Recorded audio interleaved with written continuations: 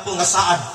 Para bisag unsa pa ang mga oportunidad mo abot sa ako, arang-arang utag mga sweldo, arang-arang ang kinabuhi, pero kanira gyud ang kinabuhi nga akong gisaad sa Dios mga batanon. Submission is very important.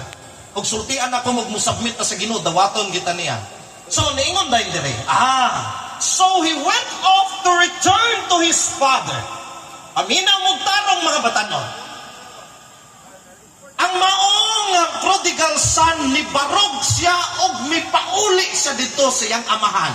Balik ta, unsay first word? Realization. Second word? Vision. Third word? Confession. Fourth? Unsa to?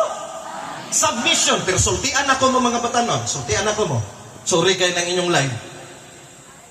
Bisan pag na kay realization, bisan pag na kay vision gang, bisan pag nag-confess ka sa Ginoo, bisan pa og nag-submit na ka sa Ginoo, sultian ako mo, walay pulos ng tanan kung walay aksyon.